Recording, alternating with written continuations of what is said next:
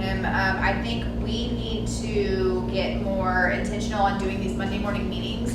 And I love the idea of printing out the cards and giving it to them. It's just draining you at this point. Like, he's rocking his role, and you're like, it's just draining you. Like, that other job is pulling the best version of you out of where you have the biggest impact. So when I got back, we really hammered down, and I went through, I've got basically 2 reps. One's a sales rep, he's here today, his name's Tanner. And then also I have a secretary or administrative assistant. She answers the phones and takes care of setting appointments when customers call. And we actually went through and did our core values, and we've gotten really intentional about them. And the first one that I've had troubles with is, we used to have a system in sales, and I got out of the system in sales and actually started to do just relationship building. I got that from Mike because him and I have very similar stories. Backgrounds are similar. We both work for cell phone companies. We both went in the construction industry. Mine was different, where I actually do a 10-step selling process, which works. However, his was, I never really had a system. I just built relationships with customers and people bought. how to go about reimagining the work environment. Because for me, it's one of those things where until you can visualize what it's supposed to look like, you physically can't build it. I use the million a lot. I'm still trying to get to the podcast. 1 million downloads one day. Dude, I'm only 970,000 downloads away. That's it. But the concept is, I can literally look at that board and I can tell, I can visualize the people, I can visualize the pieces on the chessboard. And so now when I literally met somebody at the gym, and I was like, damn, she would be perfect for that role. Just on the conversation we had, the attention to detail she has. Like, I had her take the personality test, like literally today. And I'm probably 6 weeks out, but I'm like, boom, I saw it. Like, I see her fitting into that role very well, just on the little conversation we've had, and I see how she works out. We've had a few little just, conversations at the gym. And we were talking about, what do you do? And she's literally like she's a stay-at-home mom because her 8-year-old has a really, really dangerous autoimmune disease. But it's like, if I look at Lindsay, Tiffany, Johnny, who's my director of events, like, these are very powerful women who are forced into their homes, and they don't feel productive. They don't feel like they're able to give back, but like, that's just the season of their life.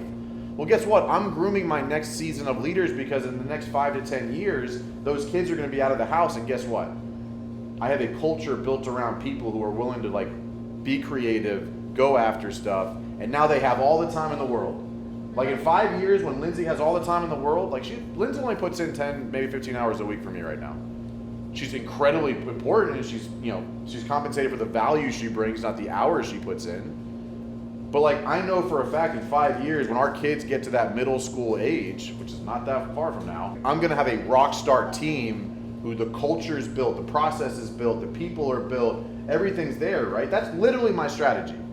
Which is why, who was talking about earlier made the post? You, right? That was the whole strategy. Find an awesome, rock star skill set person who's stuck at home right now for all the reasons. So my goal is, before we leave today, that we have some resemblance of this built out. And so here's the really, really, really important part of this, and I'm gonna go over this in detail. It's not just the role. The important part of this are the top 5 responsibilities of that role. That is the key part of this. Because all of you have dealt with, at some point, blending roles, and it fucking blows up in your face. One person handling inbound leads, and then whatever the offshoot. So if everybody performs this year, you're on target. Yeah. That was what I was getting at with the sales too, is I guess you could split it up, inbound leads, hunting, or else I was saying it geographically or by service. I'm looking at it saying, if you have 5 solid sales guys, a marketing team that's kicking ass, a production team that's keeping up, it's probably 2 or 3 people in the field. And those 2 or 3 people, they have different roles, right? You probably you need a front end guy and a back end guy, right? You need someone to set the job up and someone for quality control. Those are probably 2 different roles, but both on the production team. What if I'm just quick spitting what it's going to look like in 3 years? You have a sales manager with 3 to 5 sales reps under them. You have somebody in charge of marketing. You have an in-house operations manager. You have probably 2 to 3 field superintendents. 1 production manager, and the other 5 to 0.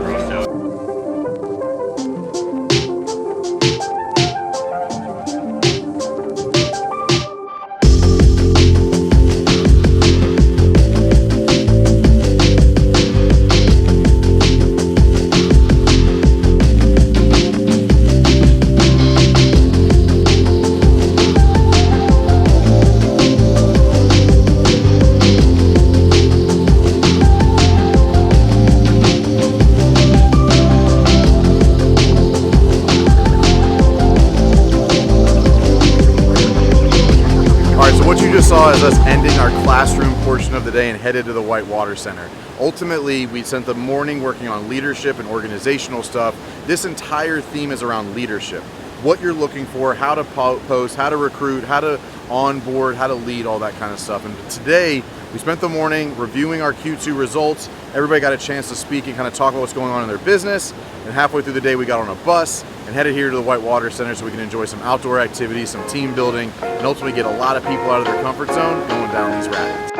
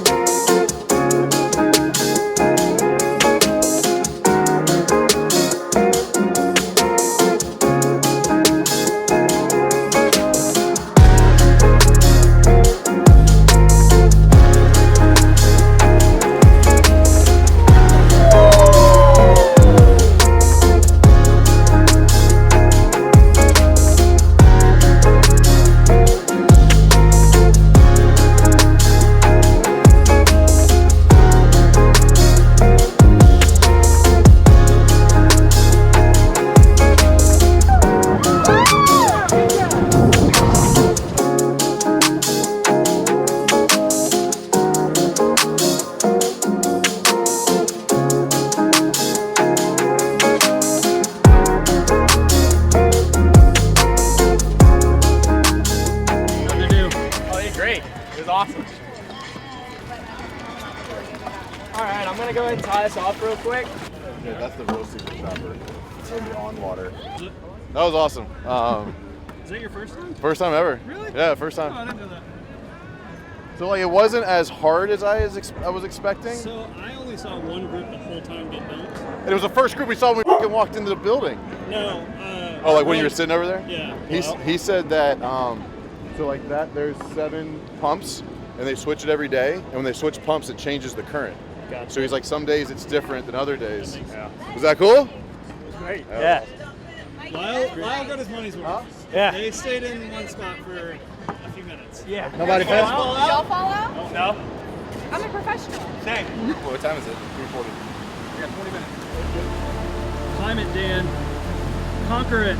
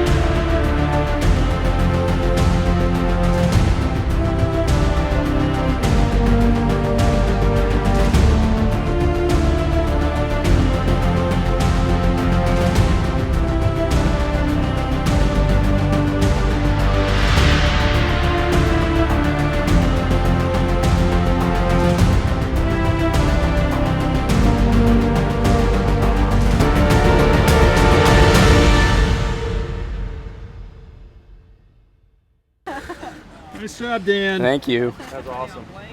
So what you saw was behind the scenes action from our Champions Circle meetup here in Q2. You know, the goal of this group is to get people of like-mindedness together for the whole year. Like these business owners you saw today are going to spend all 12 months together in this group. We're going to meet up every quarter just like this, do fun events, work on the business, work in the business, make improvements, see growth.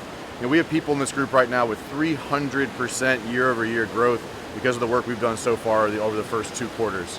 You know, this is an awesome experience for a lot of people to get out of their world, out of their life, and get to relax a little bit and do things they wouldn't do otherwise. So my goal with this is to give it an awesome destination event so people can show up, get a little bit, take it home, implement it, and we'll see you again next quarter. If you're interested, reach out, let's talk, let's make you part of this organization so that you can level up and win fast and win often.